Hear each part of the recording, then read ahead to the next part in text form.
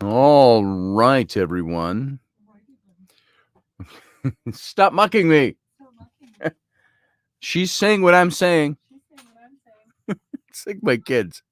She won't stop talking about me. She won't keep her words off my words. Her feet touched my face. That's it. That's Miss Rainey. Her feet touch my face. What is this? Oh, put that away. All right, folks. If you're new here and that seemed like an inauspicious start to a radio show, you're right. This is just the preamble. Leading up to there, I've got my audio recording for the archives, the audio archives over at the radio station. And if you are just joining us, this is just the lead up to the show, which starts in about 3 minutes. 4, 3, 2, 1. There we are now connected. Uh-oh. I got echo. So I got to put, hey, will you come over here? Plug this in for me. Hey, Ellie, come here. Or Flynn, on the backside, will you plug that in for me? Or Ellie can if she's there. It's hey. We're on air here. Well, that's how my child acts if she doesn't get to do the helping part. So, there you go. Hey, Ellie, come here. Flynn, you should have just let her do it. Hey, Ellie, come here. Come here, forever hold your peace. All right, folks. That's family life. Hey, come here. Stop being so temper-filled. Come here. There. Come and say hi. What are you doing naked? Because I was in bed. Oh, well, then don't worry so much. Okay, we got 2 minutes and we got to go on air. So if you got to scream and shout about anything, scream and shout now and get it out of your system. Yeah, 2 minutes left. All right, guys. Wow. So I had initially called her over because I saw her. And then Flynn was standing right there. And I said, hey, will you just plug this cord in for me? And Ellie started screaming. Okay, there you go. There's your new dress even. I think somebody's tired and it's bedtime. Look at that big lip. What? Leave you alone. I called you over. Good night. You have a good night. Say good night to everybody because we got to go on air in a little over a minute. Okay? Bye. Bye. So there you go, folks.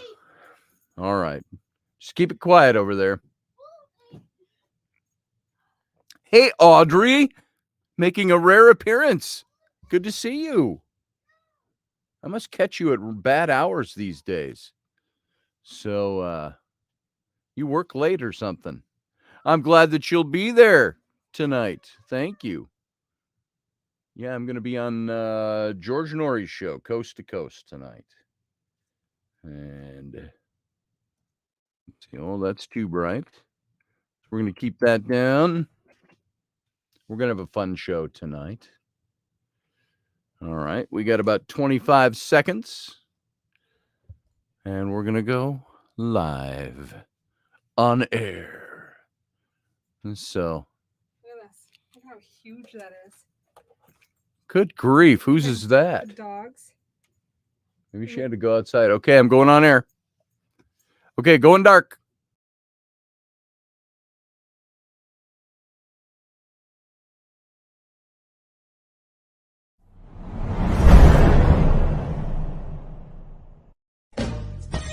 Are you looking for a really awesome and amazing graphic designer? How about an illustrator or a photographer? This is Rainey Roberts, and I wanted to tell you how you can get my designer, illustrator husband, Scotty Roberts, to work for you on your project.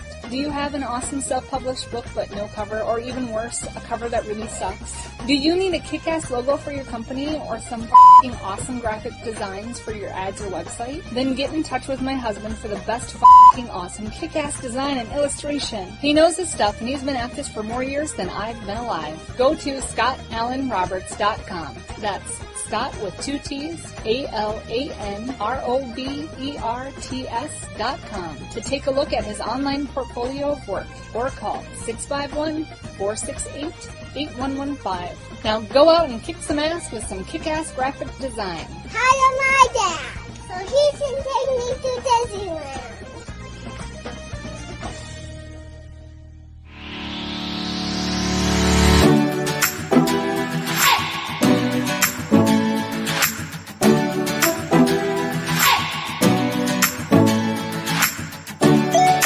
You're listening to the Intrepid radio program with Scotty Roberts. Intelligent Talk.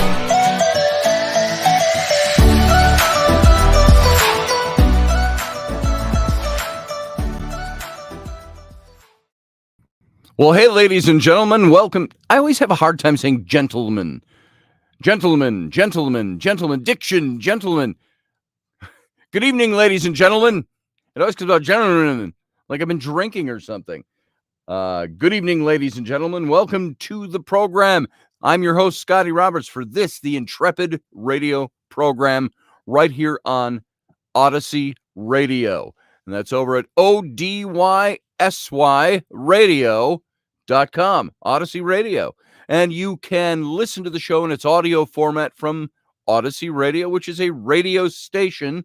So they just put out audio stream. And if you want to watch the simulcast in video, there's two places to do that. You can do it over on Facebook at the Odyssey Radio page. I think it's just facebook.com/Odyssey Radio. And you can join the chat room there, or you can come over to my YouTube channel, which is youtube.com/Scotty Roberts. And not Odyssey Radio. So this is my personal page that we use for doing this particular stream. And all the Intrepids start gathering over at the YouTube page. And I want to welcome you. Thanks for coming in, guys. And just like normal people, because I'm normal people and you're all used to my normal family, my very normal family, dealt with a temper tantrum right at the onset of the pre-show. And so hopefully that is averted and children will, when somebody gets mad, you know some people who, when they get mad, common sense, things they've been taught, things they learn, things they know they're supposed to do, just all for shit, doesn't mean anything. Because I'm going to do what I want to do because I didn't get what I wanted to get. And so I'm going to do bad things. That's my children do that sometimes. And I try not to be that way. I don't think she gets it from me. Gosh, Rainey, who does she get that from? My wife is out there somewhere in the wings. So she responded to that. So anyway, good evening to everybody. I don't have much else other than our topic tonight. And I'm going to get into that pretty quick. I could do other things. I got all kinds of things. I had something I was actually going to bring down with me into the studio, and I left it. But there are things of my children's that Rennie said, you should use some of this school stuff for topic fodder for your show. And there was a little something there that would have been fun, but we'll do it another night. Tomorrow's Friday night already. So you're stupid when you're angry, said Remeldian. I can even hear him say it. You're stupid when you're angry. Yeah, you're right. Sometimes anger is good. Sometimes anger is misplaced. When we're pissed off just because we aren't getting our way, that's stupid anger. So, but we all do that sometimes, don't we? My pissed off comes off when I'm disappointed, I think. And maybe in a small child, there's disappointment that's attached to that. Or it's, I was the chosen one and somebody else preempted me. And that creates anger too. So there it is. So, hey, over in the chat room, everybody, I'm not going to call you all out by name because you all know who you are. I see you all. I see you all in the chat room. Thanks for being here. And everybody over in listening on the audio stream, from the radio station. Welcome to the show tonight. And we're going to talk about a cool topic tonight. I think it's very cool. And it's Glastonbury Tour. Now, do I know everything there is to know about Glastonbury Tour? Hell no. There's a lot to Glastonbury Tour that I don't know, but I know some things, and I want to talk about some of those things, the history of the place. First, I want to share a couple of pictures with you of Glastonbury Tour. Now, I will be very honest and say that I've got my own photos, a ton of photos I took. I think some very cool photos of Glastonbury Tour. However, those pictures are on a disc that didn't seem to want to open up today. So I have a disk drive that saves a bunch of my old stuff, and I spread it out through various disk drives. I just don't have a lot of discs, so I don't spread it out over 10 different discs. So I'm missing some pictures, and I would have had to go on a deep search and recover mission to get pictures. So instead, I'm going to show some pictures from online. I mean, it's just as easy as that. So we're going to look up Glastonbury Tour images, and I'm going to share my screen with you, and I'm going to show you some pictures of this place. So by show of hands, how many of you out there are familiar with Glastonbury Tour? Because I think it's an amazing place that you need to visit if you haven't had a chance. The first time I was at Glastonbury Tour was in 1990, and then I went again about 15 years ago, 17 years ago with some buddies of mine, and I've referenced that trip because there were so many good memories from that trip. It was the spring before Rainey and I started dating 17 years ago. And I went with a couple of friends, and we went out to England for a couple of weeks, rented a car, and just castle hopped and pub hopped for 2 weeks. And one of the places we wanted to see was Glastonbury. And we went to Glastonbury, and I know one of my friends had never been there before, and he commented, "Wow, this is like a big Wiccan ghetto, isn't it?" And I said, "Yeah, pretty much. That's what Glastonbury is like, it seems, as a flippant response to what's there." Has anybody here been there? I asked. Nope, near the name. Let's see. Know nothing of it, says Barbie D. My dad may have went through. He took photos of England and Scotland's countryside, says Matthew. Morgan Snow, just know it's a town. Well, do you know, if you don't know anything about Glastonbury Tour, let me regale you with some photographs. They are not my photographs. I'm just going over to Google and showing you snapshots because, like I said, my disc fried up on me today and would not allow me to do this. I'm going to share my screen with you. Share. Shazam! There's my screen. We're going to go over here to Glastonbury Tour. Now, let me show you some pictures of the place. Let's just open some of these images up.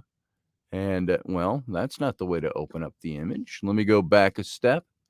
And let's see. Open image, new tab. That's what I'm looking for. Here we go. And this is, hopefully it's not too small on your screen. This is Glastonbury Tour.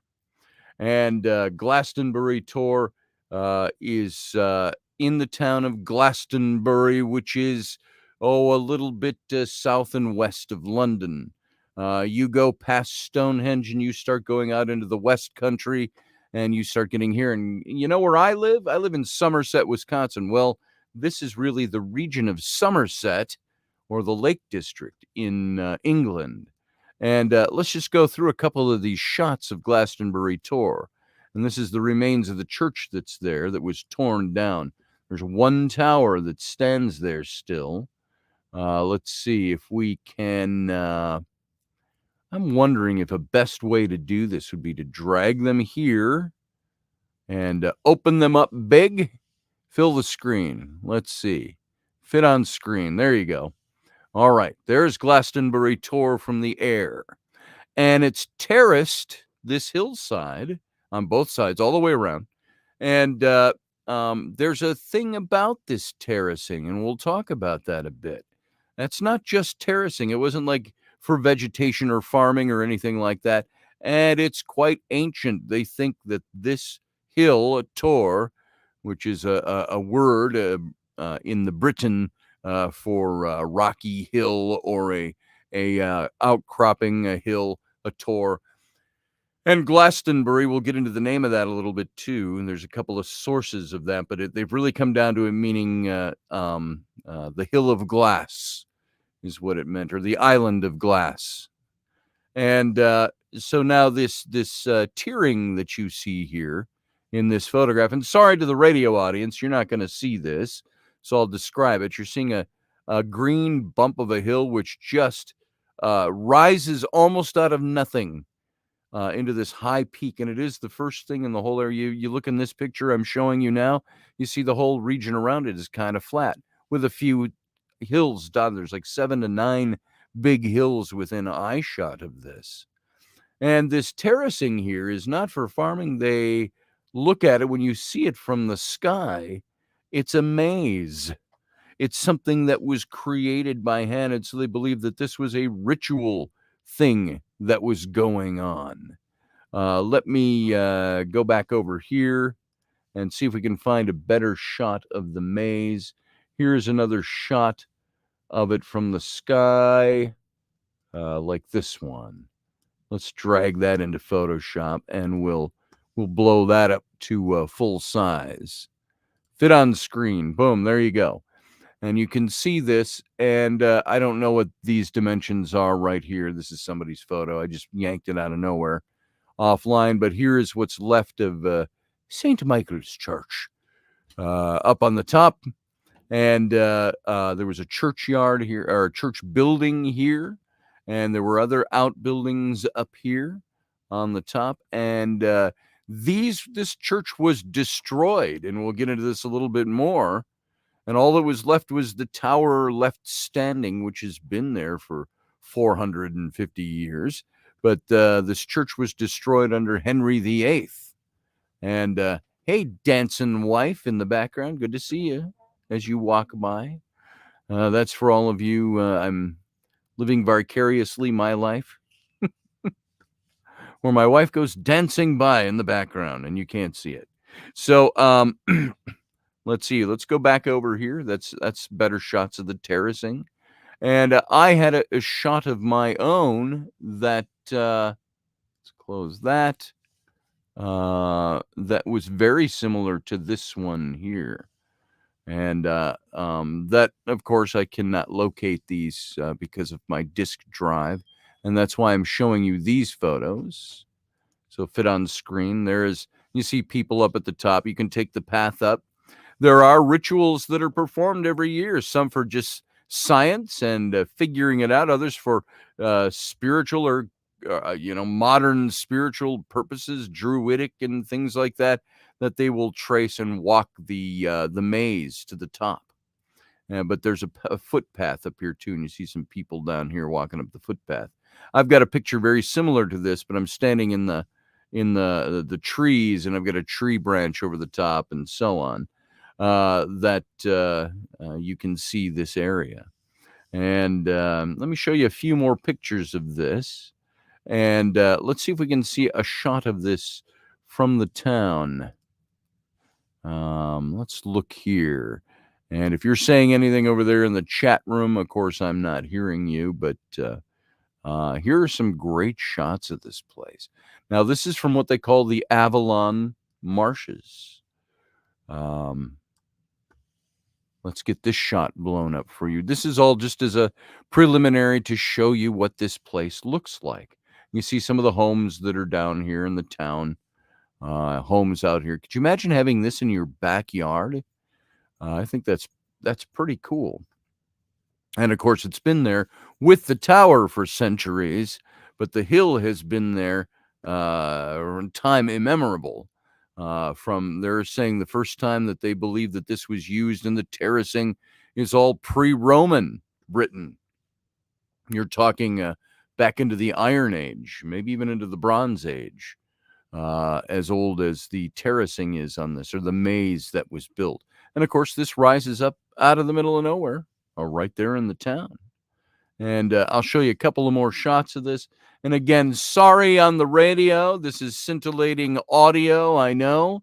But this, if you don't have a chance, go to, while you're listening to the show, go to Google, type in Glastonbury Tour, and TOR for tour.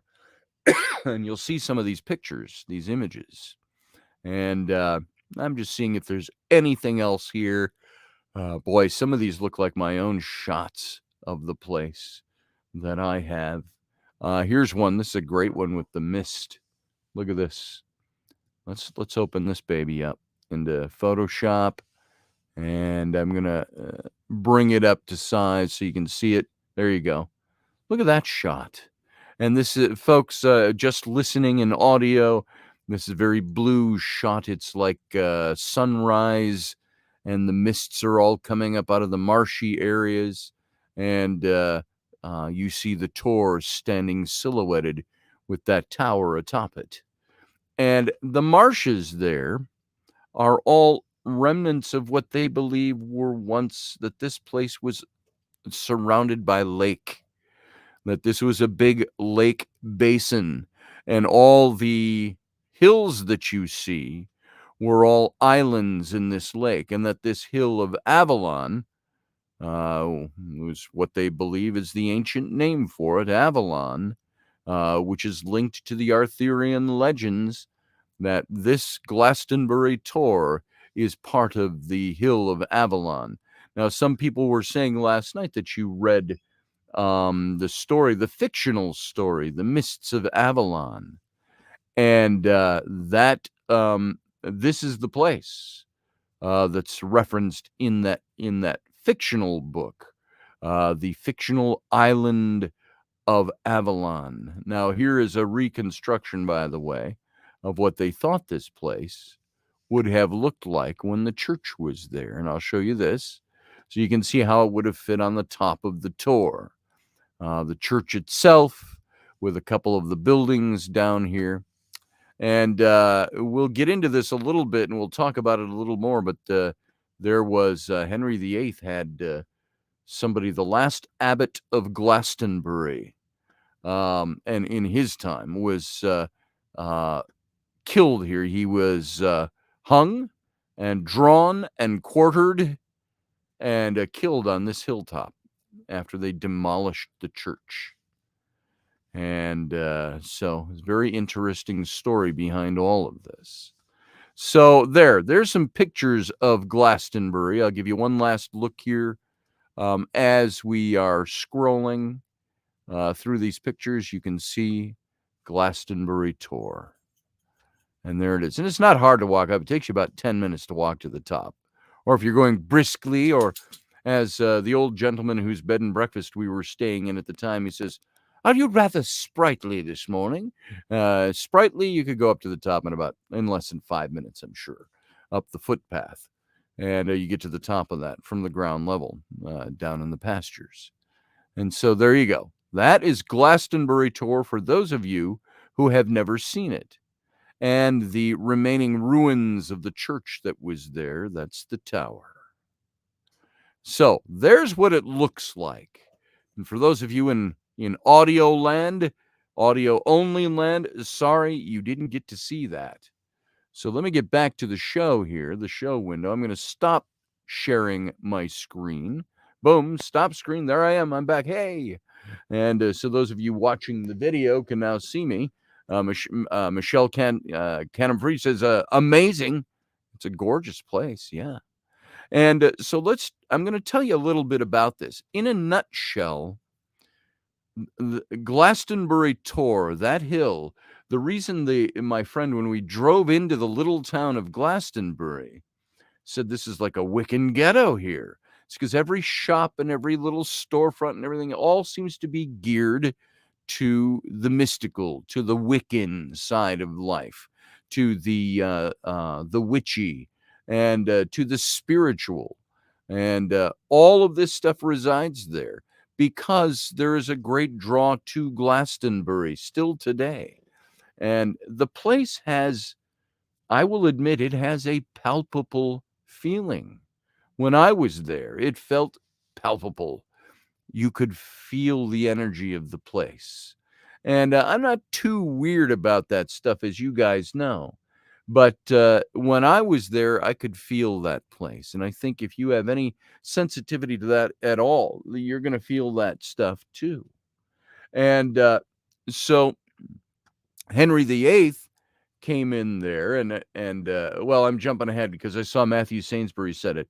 But this place, when you go there, you feel it, you know it. The whole town is kind of geared around it, and it's a mystical place. And it is, while it is a hill in the town of Glastonbury, in the Somerset district, in what used to be the old Lake District of England, it is also very much associated with the Arthurian legends, the legends of King Arthur. And if you remember in the story, it was King Arthur's nephew, who was also his son. There's a big entanglement in that, if you know the Arthurian legends. He ended up impregnating his sister, who he never knew. I can't remember if Morgana was a half sister or a full sister, but the way they display it in like books, like novels, like the Mists of Avalon, which are very much focused on the high priestesses of Avalon, that story, and it's very well researched and very well done, is that Arthur had sex with a woman during a ritual, and it ended up being his sister Morgane, or Morgana, and or Morgan, in the simple terms. And she had a son, and his son Mordred is one of the names given to him. You'll find that in the Mary Stuart books, which we talked about a bit last night. In the and Ryan is, I'm Henry VIII, I am Henry VIII, I am. I got married to the girl next door. She's been married 7 times before. Hey, do you know who sang that song? I do. If you do, put it in the chat room. So, Anne of 1,000 Days. There you go, Sean Stroik. And so they're talking in the chat room about Henry VIII over there and the atrocities he committed and the wives he married and so on. Well, back to this hill, it was purported to be the Isle of Avalon before it became the Isle of the Priests, or the Isle of Glass, or the isle where they built the church of, as it was called, the Church of the White Christ, and trying to convert the region to Christianity. Still yet during the late Roman period in Britain, which was in the 2nd century to the 3rd century to the 4th century in that time. And of course, they believe that Arthur, if he existed at all, and this show is not a treatise on exploring King Arthur. We can do that because there's some interesting stuff there. It's like finding the real Robin Hood, finding the real King Arthur. Is that King Arthur and was associated with the Isle of Avalon. At his death, it was his nephew who killed him in battle, according to one of the legends. And he was mortally wounded, and they were taking him to the high priestesses at Avalon. And Avalon was an island on a lake in the Somerset district. And this is the hill that used to be Avalon. Not just the bump itself, but there's an elongated part of the hill that used to be all forested and heavily for about 1.5 miles to 2 miles straight, in a straight kind of cigar-shaped island out there, with the lower island and then the big bump at the one end, which was the Tor. And that this is purported to be Avalon, the place of the high priests of Avalon, the high priestesses of Avalon. Very pagan, think paganism of the British Isles. And so Arthur was to be brought there, but he did not survive and was supposedly buried somewhere by legend, mythology, on the island of Avalon. Now, according to the legend, if you pick up, this is why I found the book We talked about books in the captain's cabin last night, by the way, for quite a while, but a good almost an hour. And one of the books we brought up was, of course, The Mists of Avalon. And The Mists of Avalon is a book that was fictionalized based on a lot of historical research by Morgan Llewellyn. And this was the place where the high priestesses could, according to the mythology she presents in this fictional story, is that you could go to the Isle of Glastonbury back in the day of Arthur, which is like supposed to be in the 400s AD. And you could go to the island of Glastonbury. You could see the church. You could hear the church bells ringing there. The monastery was there, the friary, and the church that was built there, and the priests in the monastery and so on of the Catholic Church. And if you knew, according to the story in this book, if you knew how, if you had the magics and you could do it, you could part the mists, so to speak.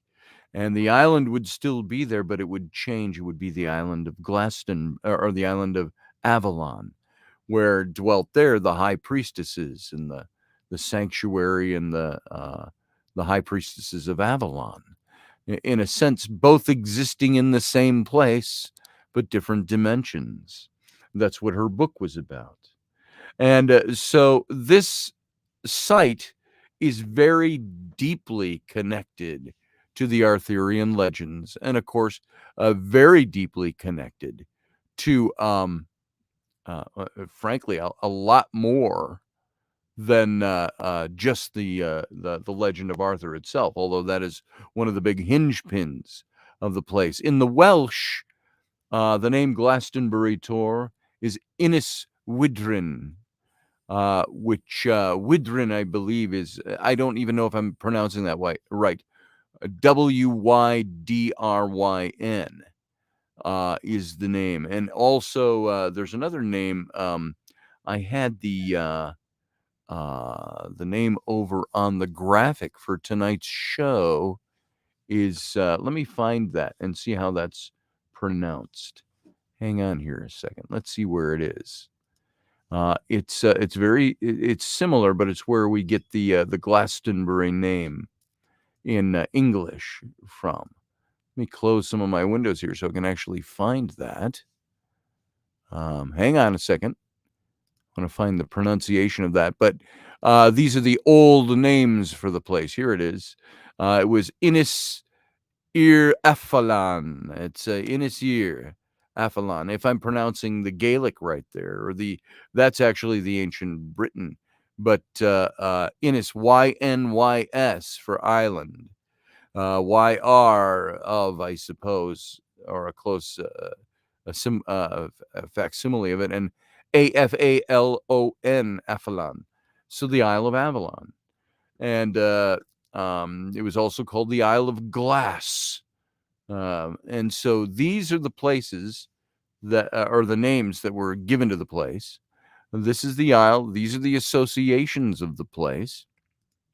And the reason I got into this was I was looking into a little bit. Something came up about the nephew of Jesus. I'm sorry, the uncle of Jesus, in something I was looking at yesterday. And so I started digging. I said, who are they referring to here as the uncle of Jesus in mythology? And it was, one of them came up with the Joseph of Arimathea character.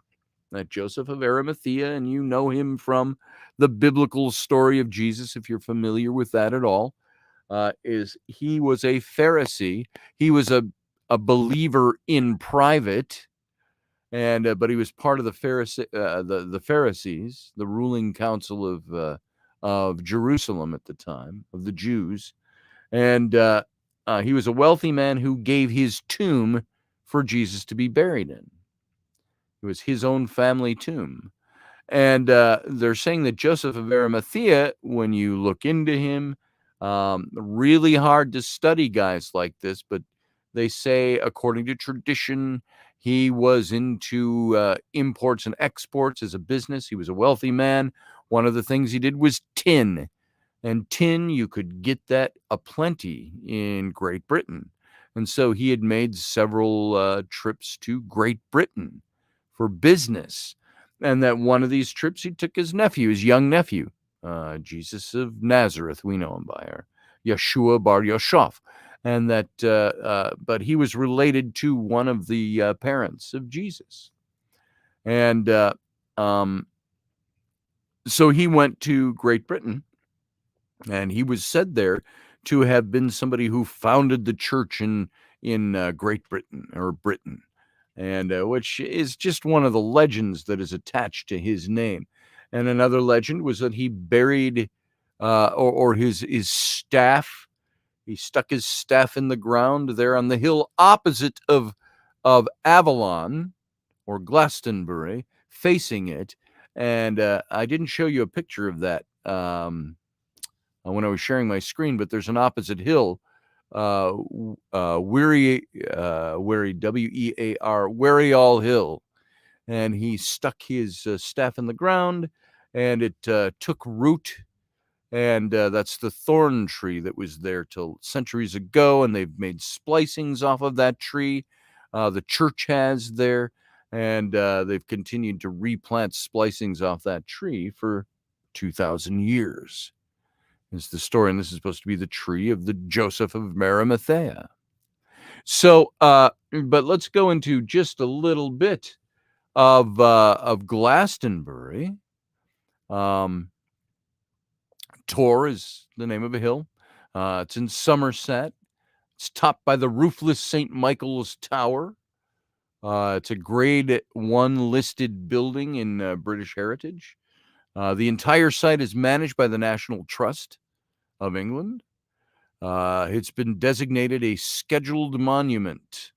The Tor is mentioned in Celtic mythology, and particularly in all the mythic links linked to King Arthur, and has several other enduring and mythological and spiritual associations to it. The conical hill is of clay and blue lias, and it rises from the Somerset levels when you drive up there. That's what it's called now. It was formed when surrounding softer deposits were eroded, leaving the hard cap of sandstone exposed. And the slopes of the hill are terraced, but the method by which they're formed remains unexplained. They were handmade.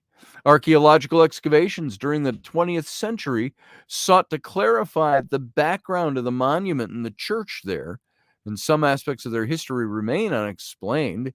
There are tunnels into the mound itself, and you can see some of those. I watched some videos of some of this tunneling that's there. It's very interesting. Stone-lined tunnels, stone walls, stone floors, and things like that. So it's interesting. Some aspects of the history remain unexplained. There's artifacts from human visitation have been found there, dating from the Iron Age to the Roman eras. And several buildings were constructed on the summit during the Saxon and the early medieval periods. And they've been interpreted as the early church and the monks' hermitage. And the head of the wheel cross, dating from the 10th or the 11th century, has been recovered. And the original wooden church was destroyed by an earthquake in 1275. And the stone church of St. Michael was built on the site in the 14th century. And so its tower is what you see remaining atop the Tor today. And although it's been restored and partially rebuilt several times, now the origin of the name of Glastonbury is kind of unclear in the English language. But when the settlement was first recorded in the late 7th and early 8th century, it was called Glastingaberg. It sounds German, doesn't it? Or of the later name Glastinga. Glastinga is probably Scandinavian, Danish maybe. It's obscure, and it might derive from an Old English word or a Celtic personal name. And it might derive from a person or a kinship name named Glast. These are all speculations about the place. The second half of the name, Berg, is Anglo-Saxon in origin. Could refer to either a fortified place such as a burh or more likely a monastic enclosure. That's what this place was called. And so tor is an English word referring to the bare rock mass surrounded by blocks and boulders, deriving from the Old English tor. And the Celtic name of the tor was Ynys Wydryn, is the way it looks like it's pronounced, Wydryn, that's Welsh, or sometimes Ynys Gwytrin, meaning the Isle of Glass. And at this time, the plain below was flooded. It was a lake at the time of the naming of this place, and the isle becoming a peninsula at low tide. And so what's very interesting, maybe the Isle of Glass, because the low lake in there was low, and it was flat. Water's always flat, but probably reflective. I'll bet you that's part of the etymology of the name. Now, the tor's in the middle of the Summerland Meadows, and it's part of the Somerset Levels. And you can look at all the elevation and all of that stuff. It's been described as an island, but actually sits at the western end of a peninsula that's washed on three sides by the River Brue. And not Brue as in E-W, B-R-U-E. And the tor formed from rocks dating from the early Jurassic period, and we can go into all of that. You don't need to know that to know stuff about this place, but this is where this became an island when the plains were flooded, and it was the lake country. And the Glastonbury Music Festival, that's why I remember it, says Iowa X. David Castle says, greetings to you. I'm looking to you because I thought maybe you were throwing some information in here in the mix of conversation. And so we mentioned the terracing around this island, this hill, the tor. The sides of the tor have 7 deep, roughly symmetrical terraces, or lynchettes, they're called. Their formation's a mystery. People say it's a mystery, with many possible explanations. They might have been formed as a result of natural differentiation of the layers of the Lias stone and the clay. Highly unlikely by the look of them.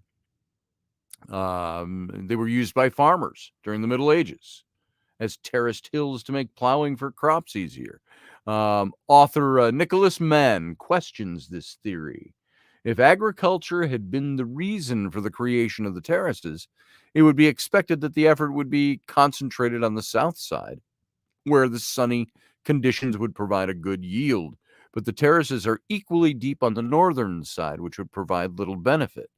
So additionally, none of the other slopes on the island have been terraced at all, even though the more sheltered locations would provide a great return on the labor involved.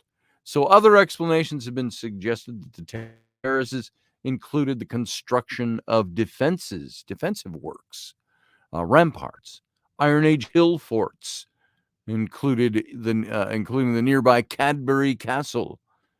Somerset now shows evidence of extensive fortification at their slopes. And the northern form of ramparts is a bank and a ditch, but there's no evidence of this arrangement on the tor. So you can go through and you can read all about this terracing and what it's about. And another suggestion is that the terraces are remains of a 3-dimensional labyrinth that's first proposed by Geoffrey Russell in 1968. That's the how do I want to say that? That's the earliest mention we have of this being this terracing or this 3-dimensional labyrinth. He states that the classical labyrinth, a design found all over the Neolithic world, can be easily transposed onto the tor, so that by the walking around the terraces, a person eventually reaches the top in the same pattern. And evaluating this hypothesis isn't an easy one. And a labyrinth could very likely place the terraces in the Neolithic era. But given the amount of occupation since then, there may have been substantial modifications by farmers or monks, and the conclusive excavations have not been carried out. But in a more recent, believe it or not, haven't been any kind of conclusive excavations at the Tour. In a more recent book, Hutton writes that the Labyrinth does not seem to be an ancient sacred structure. That's his take on it. And so there's pre-Christian history of this place. The nearby remains of Glastonbury Lake Village were identified at the site in 1892. It was a settlement in about 300 to 200 BCE. An Iron Age settlement was there, a town. And it was easily defended island in the fens. And so excavations on Glastonbury Tour undertaken by a team in 64 and 66 revealed evidence, 1964, 1966. They revealed evidence of a Dark Age occupation during the 5th to the 7th centuries around the latter medieval Church of St. Michael. And the Christian settlement was there during the late Saxon period. And you're talking into the 9th and 10th or 11th centuries. The broken head of a wheel cross dated to the 10th or 11th centuries was found partway down the hill. It may have been why the head of the cross that stood at the summit, part of the head of the cross. And that head of that cross is now in the museum at Somerset. And the earliest timber church dedicated to St. Michael stood atop Glastonbury Tour. We're talking the 11th or 12th centuries. And St. Michael's Church was destroyed by an earthquake on the 11th of September 11th, 9/11 of 1275. And according to the British Geological Survey, the earthquake was felt all as far away as London and Canterbury and Wales. And it was reported to have destroyed many houses and churches in England.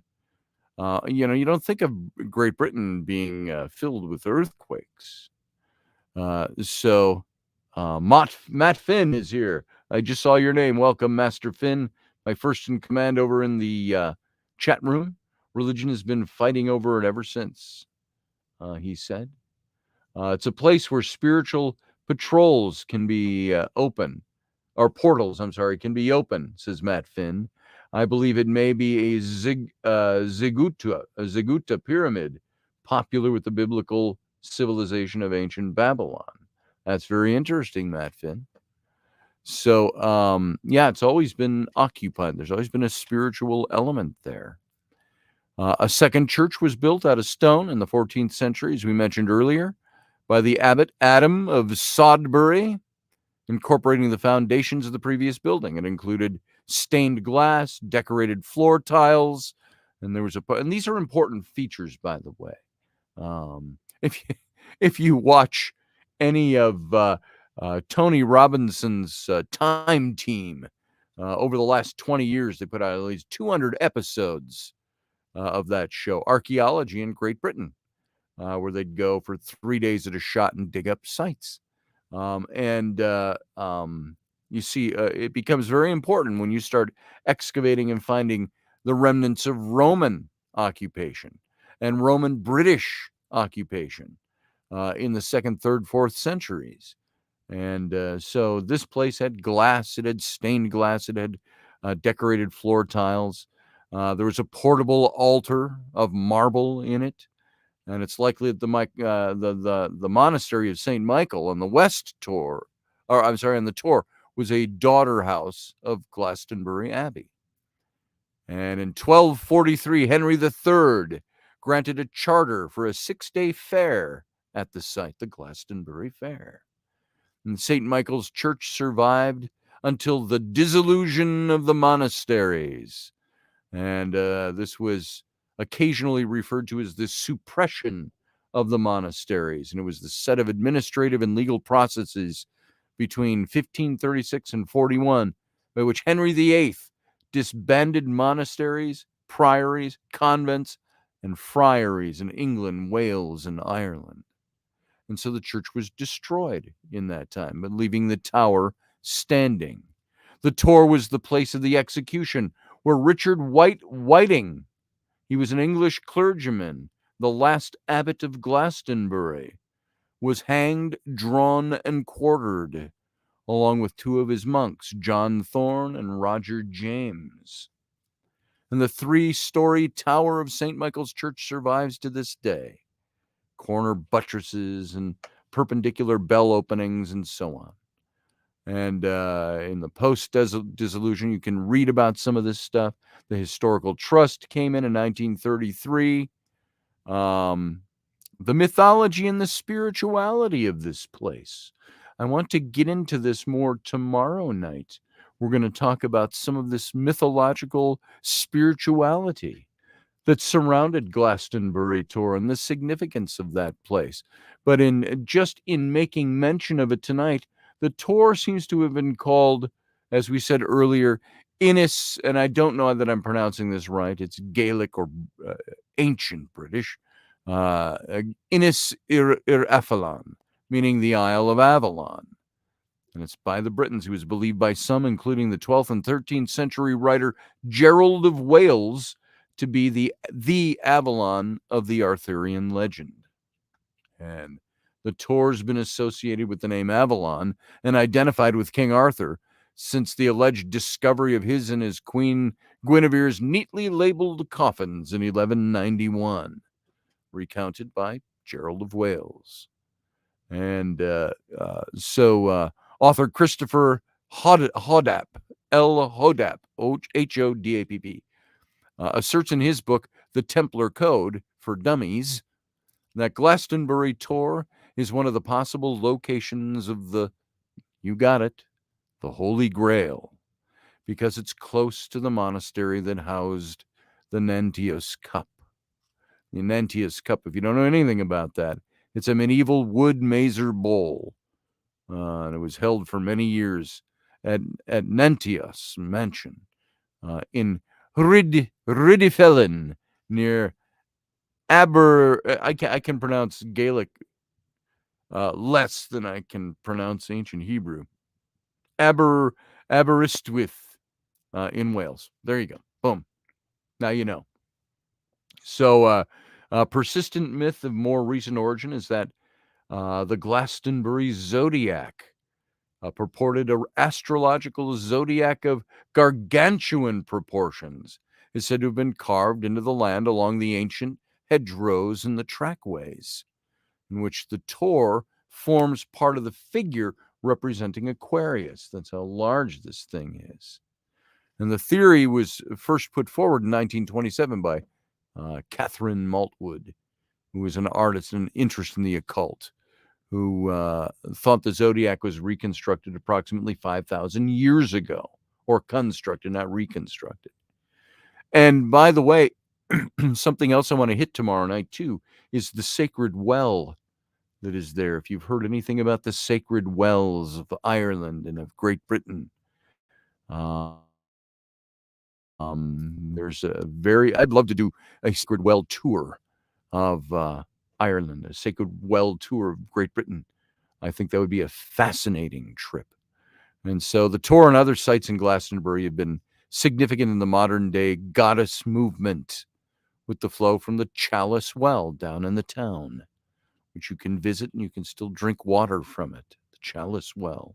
It's been there since Roman times and before, obviously. And so that's I think a good intro to Glastonbury Tour. Again, if you have not heard of the place, it's a very interesting place. And I've been there twice, and both times climbed to the top. It's not difficult. It's a few minutes. It really takes you to get up there.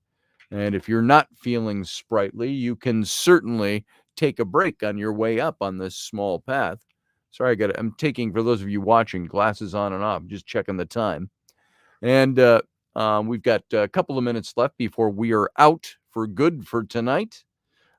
Stick around for a few minutes after the show, or come on over to youtube.com/Scotty Roberts if you want to hang out for the Captain's Cabin, as it's been dubbed, where we hang out for a few minutes after the show and maybe discuss some of the things about the show a little more openly than we can on the radio airwaves. So if you haven't been there, I would say try to find a way to fit this into your travel plans. And remember, traveling places is sometimes, it takes a lot of effort. And people, oh, I can't do that. It's cost so much money to travel and blah, blah, blah, and this and that. But when I went, it was like $550 the last time I flew over there to Heathrow. We rented a car for about $400 for a week, stayed in bed and breakfast. So, you're spending money when you go over there. But remember the old mantra I have of Mark Twain's: 20 years from now, you'll regret more the things you didn't do than the things you did do. So cast away from the safe harbor. Set your sails to the trade winds. Explore, dream, discover. If you don't have plans to go, make plans before one day you'll regret not having done it. And this is one of the places to see. We'll talk about this more tomorrow night, and maybe a little bit in the captain's cabin. All right, guys. So we got to get out of here. I appreciate the fact that you are here. And you know what? As always, I just want to say, live long and prosper.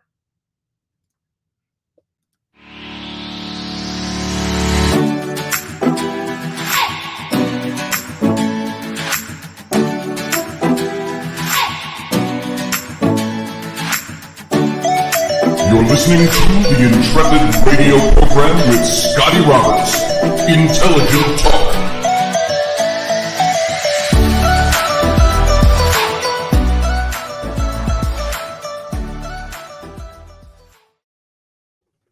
And we are back in the afterglow of the show.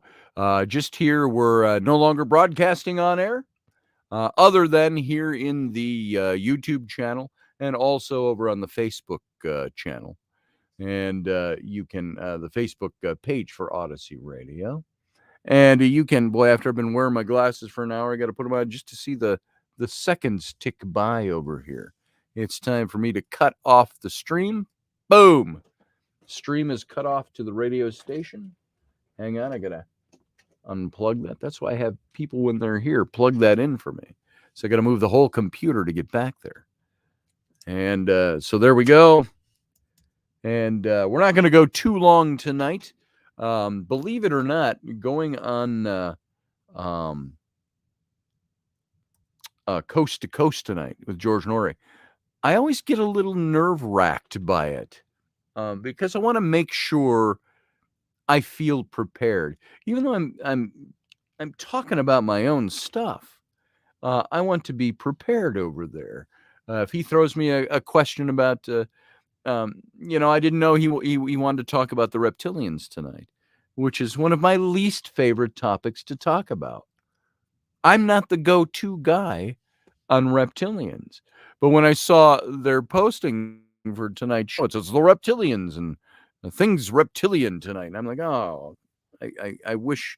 And I was just told, hey, let's talk about when they contacted me and said, I'd love to talk about my new book, The Sword and the Clay, and about ghostly encounters and things like that. What do you guys think about that? I'm going to put my glasses back, and it almost looks like a nervous habit. They come on and off so much. But what do you think about when we've talked about the Sword in the Clay and Will Bird's brother coming to visit him and save his life even? Are ghosts precognitive?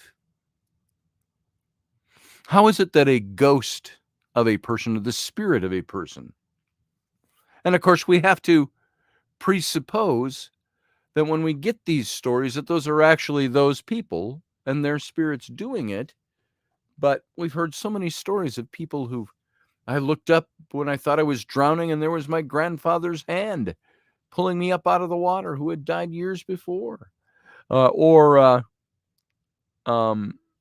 Nagas are always a barrel of fun. The Nagas. Says Iowa X.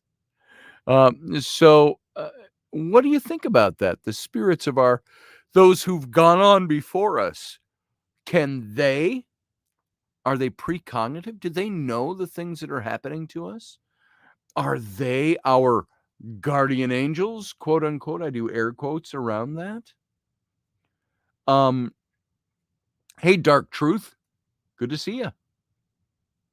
I don't know if I know you by that moniker. Do we know each other? You don't have to tell me if that's just a hidden, pseudonym. But if we know each other, let me know. I'm not sure if I've talked to you before, but welcome to the show. Thanks for being on here. But spirits, what do you guys think about that? Spirit knows everything of the past and the future. And Steve Clark, I know you're stating that. I'm not challenging you with this by that question or by your statement or by my question of your statement. But I would say, how do we know that? Who has given us that information? This is what I struggle with anything, I believe, be it reptilians or ghosts or any number of things that are in that paranormal or that spiritual realm. I listen to things like I watch these shows, these Bigfoot shows. I loved watching Finding Bigfoot because I knew they'd never find him. They were that show was all about examining cases. It wasn't about actually going out and being able to find him. It was examining cases and going to the sites where some of the most credible sightings had taken place and looking at them.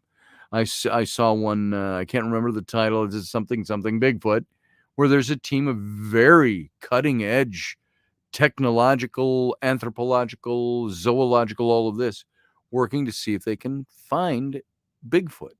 And but even there will be some people that are your Bigfoot specialists, and they'll come out and they'll say, well, Bigfoot likes to eat deer and meat and things of this nature, and we know that they like to sleep in these burrows. And I go, that's great, that's cool. How do we know that if we've never actually found one and never been able to study their habits? Are we sure what we're seeing with the depressed grass under a tree, that's a Bigfoot? Well, it's because they found a Bigfoot print nearby, or a carcass somewhere, or something of an animal eaten. So in that same sense, Steve and anybody else, when you make a statement like that, I only say, how do we know that?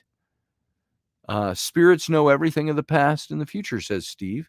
I don't challenge you. You're probably right. But I would ask, how do we know that that's so? Who told us that that's so? Where do we learn these things? And these are the questions I ask as a researcher and as somebody who wants to know answers to things. I don't want to.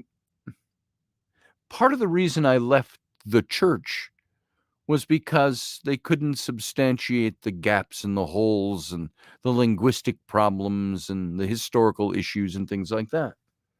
And yet I don't want to find myself giving myself into other things that I believe that have just as many gaps and holes. Or maybe that just means Christianity is the same thing.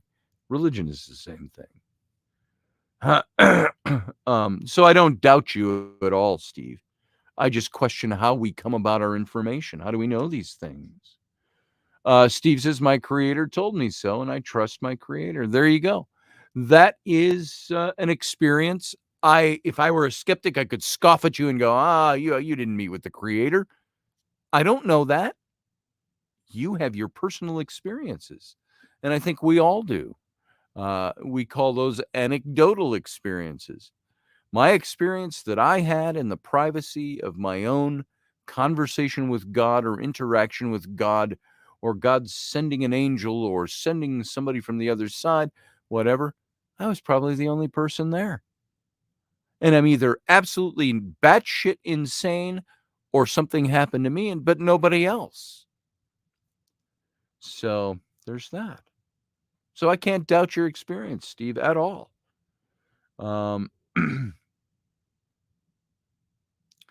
Dark Truth. It seems you're lurking in the back of my mind as somebody I may know, or it's just a similar type of a moniker. So I don't know if I know you or not. I'm just curious. It's not a big deal. I just asked it. Let's see. Just seeing what people are saying here tonight. And by the way, what I was talking about when I lapsed into the Bigfoot story is when I talk about things even on Coast to Coast. I got to talk about reptilians. Do I believe they exist? Yes and no. That was my answer 8 years ago when George Norrie asked me the same question on his show. And I don't think I've changed that. I have no way to prove it. All I've come more and more to is anecdotal experience. People have their experiences and they see things. Matthew says Bigfoot might be real based on the Unsolved Mysteries clip I saw. Well, the Unsolved Mysteries, it's just one clip, Matthew. There's thousands of photos and clips and things like that. Even my photos that I showed in Egypt, which I don't think was a Bigfoot, I believe was a spirit being. It might have been a jinn, something like that. It was, when you look at the picture with the shoulder and the arm that's emerging from behind stonework, that person would have had to have been 8 or 9 feet off the ground at the top of their head to have produced an image that size emerging from behind the stonework. It looked like, I remember my first reaction when I found it in the photo. I said, this is just like the Bigfoot photos you see where there's only a partial image. But it was in the bright sunlight in the desert at the ruins at Saqqara. Nobody there was dressed bare-chested. You see a bare-chested, very dark-skinned. So what do you see in there? I don't know.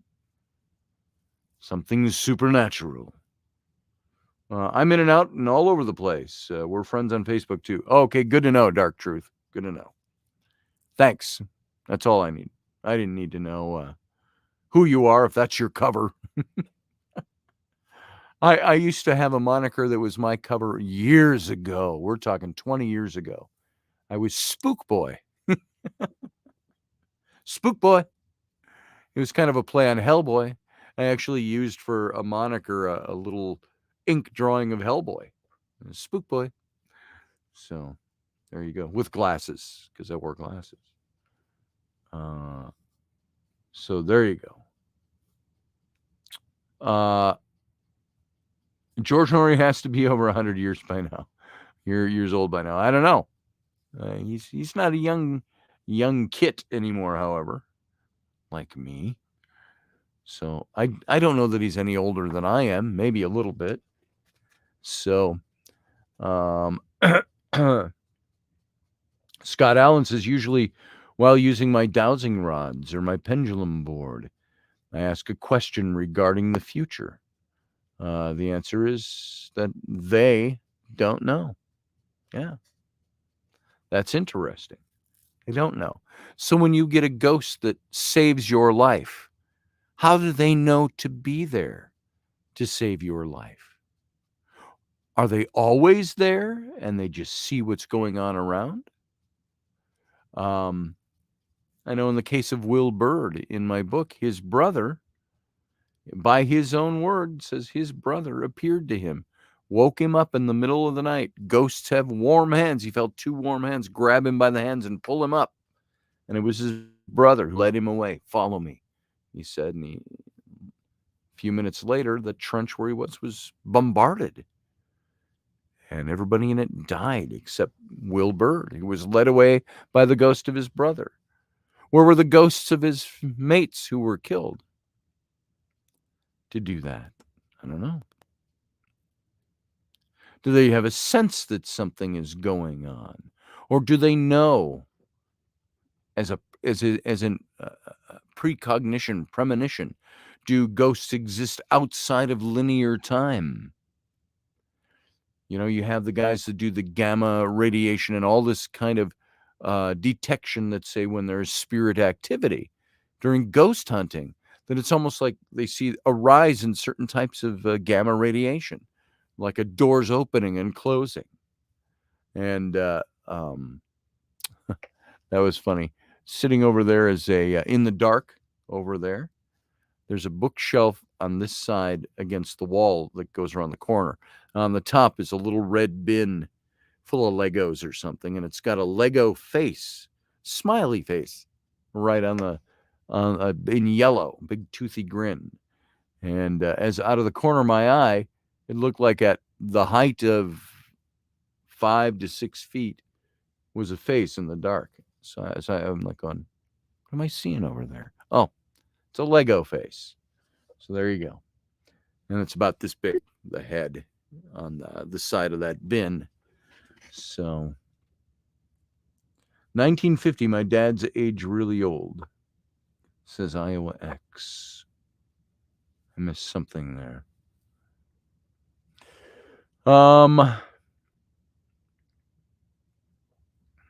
Let's see. Dark Truth says, yes, Steve Clark, you know me. Okay, there you go. Sean Stroik, George Norrie, born 1950. There you go. So he's 10 years older than I am. That would make him 71, because I'm 61. So I was born in 60.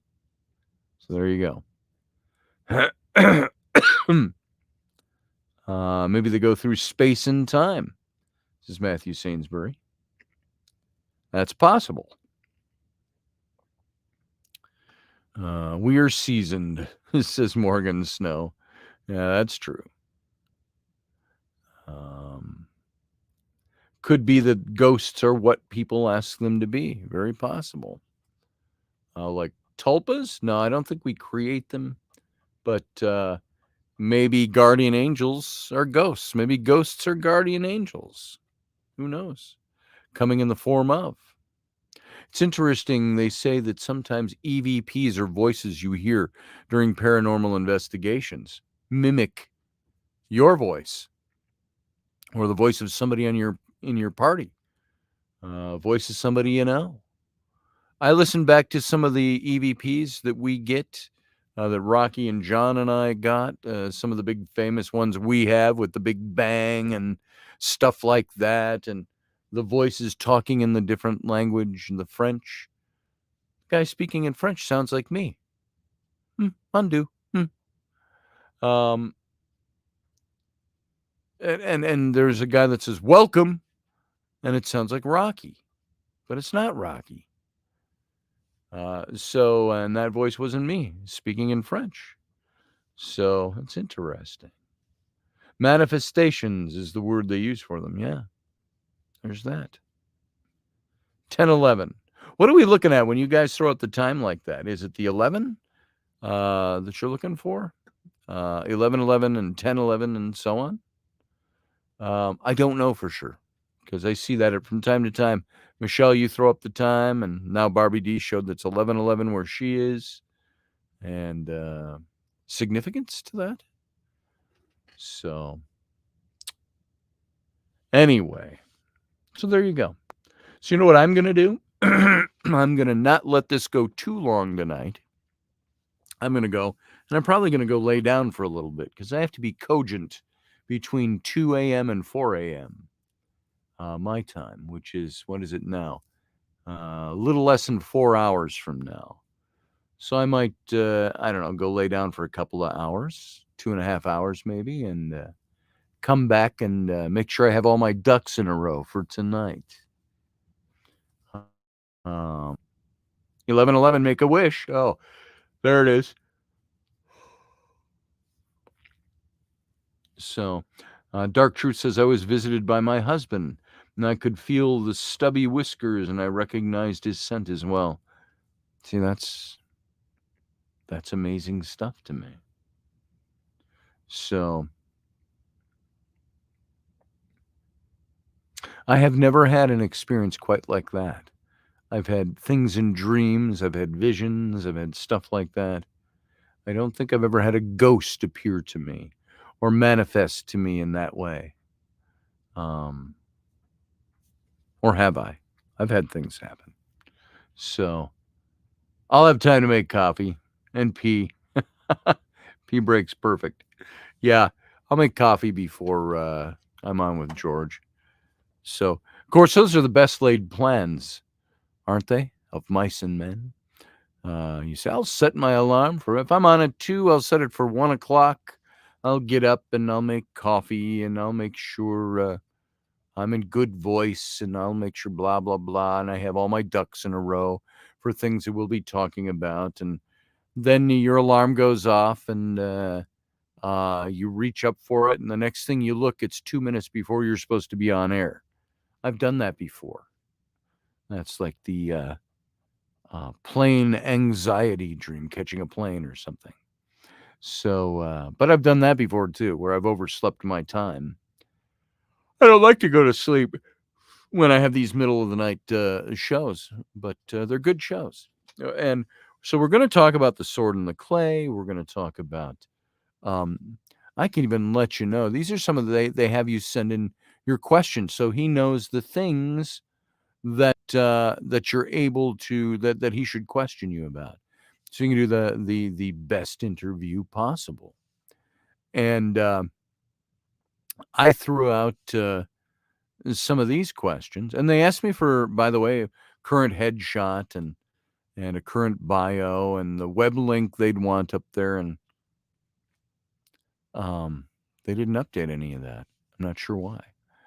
So yeah, and I'm looking here.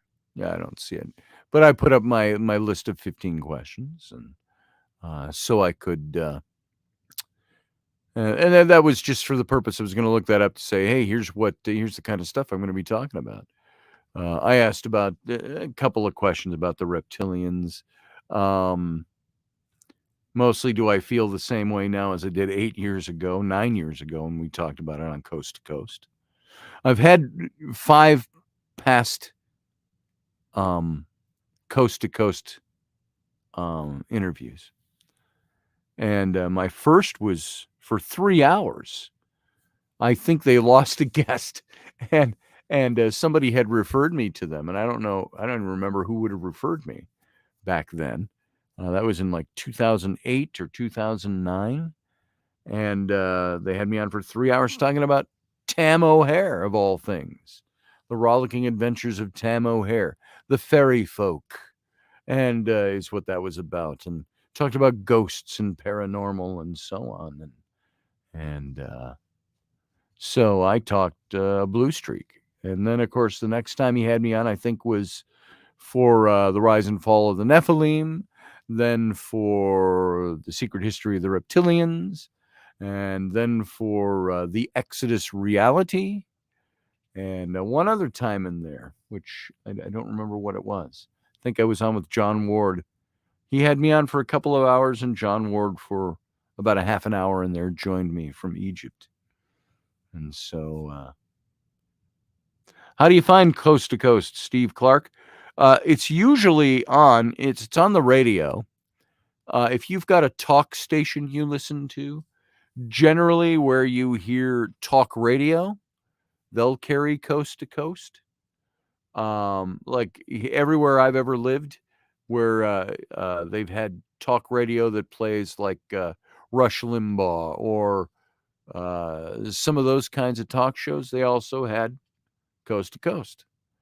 You can just look it up, Coast to Coast AM, if you look that up.